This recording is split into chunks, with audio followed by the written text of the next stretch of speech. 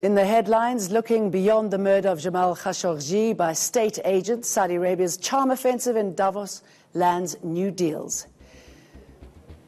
President Felix Tshisekedi, inaugurated in DRC, concerns his presidency will keep strongman Joseph Kabila politically active. And in London, the rush to fill the grocery cupboards with non-perishable food, all because of the fear of a no-deal Brexit.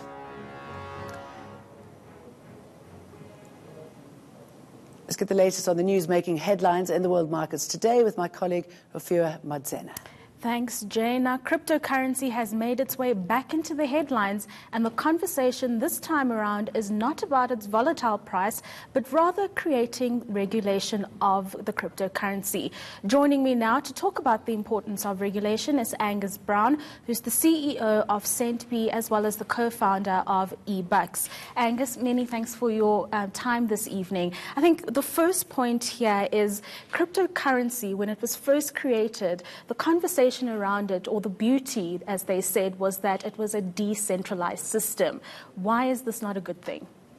It is a good thing, and thank you for the opportunity to be here and to talk about the way the world has moved on. It's been 10 years now since Bitcoin was first put together, and the decentralization creates an empowerment. It creates a form of internet money that is decentralized and therefore out there that people can use. And it's a form of internet money. It is as simple as that. We use big words for it sometimes, but it's actually quite a useful thing. It's got a lot of the attributes of money, and I think it's a good thing now that regulators are getting more actively involved. But you have highlighted that the Central Bank of South Africa hasn't been great when it comes to creating enough regulation, and I just want you to break that down for us. Yeah, sure. I think regulation has a lot of benefit. Regulation means to make regular, to make something understood and conventional, and to give people trust. And some people are a bit scared of cryptocurrency. It sounds a bit strange, sounds like something that is out there. And when you make it regular, when you make it easy to buy, to sell, to use, to hold, and you get the sense of comfort that there are proper entities out there that are looking after your interests and providing you with services, that's when the regulator is helping create adoption. Because as one of the believers in Bitcoin, I think it's very important. I've been in payments for quite a while, and I think that this will enable us to actually find a way with the regulators to make it safe, to make it a comfortable environment that you can buy, sell. And I have said to the regulators that a lack of regulation creates an opportunity for fear. And we don't want fear. There's enough things that are like crazy in the world right now. We want to have some comfort in it. Right, and when you talk about that element of fear, what other risks could there be when we have a lack of regulation within the system? Well, there's opportunity for people to be taken in by Ponzi schemes, by frauds, by scams. There are those out there. They have been around. They're around in anything. They're around in the conventional investment markets as well. So having regulators out there will give people some comfort that you're dealing with proper entities that are giving you proper advice. And so that, protection against scams. It's also knowing that you're dealing with people who are facilitating merchants, because this is a way of moving money. It's about making payments. So merchants need to be able to accept it. Retailers, your local grocery store, your coffee shop.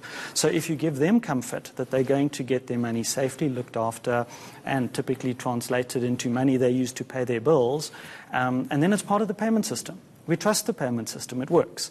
Now, this is a way of taking it to the next level, creating a new technology base. And that's why a lot of the regulation now from the Reserve Bank is aimed towards the payment system. How do we enable cryptocurrency inside the payment system? Right. Let's talk about global practice and the regulations that have come up in various countries. We have seen parts of Asia also trying to regulate cryptocurrency.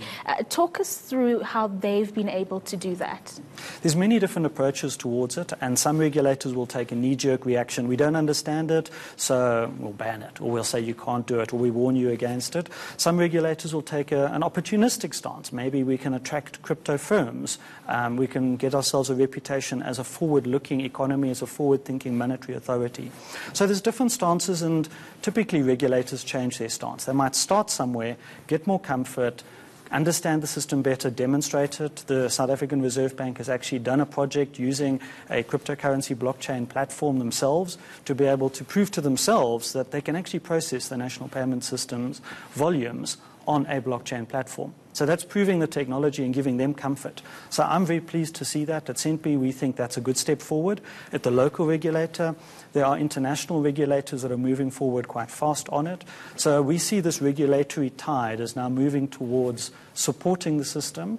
Perhaps not as fast as I'd like to see it, but at least they're coming together and there's a more coordinated global response. People addressing things like money laundering risks. These risks are present, so how do you put a framework together that allows the regulator to feel comfort that it isn't being abused? Because we don't want to see it being abused. We want to see it being used. Right. Many thanks for your time this evening. There I've been speaking to Angus Brown, who's the Chief Executive of CENTPI, as well as the co-founder of eBucks. Up ahead, Jane looks at the robotic services in restaurants. Not a human to be seen. It's already happened in China, but first, the barbaric practice of female genital mutilation. We speak to a victim next.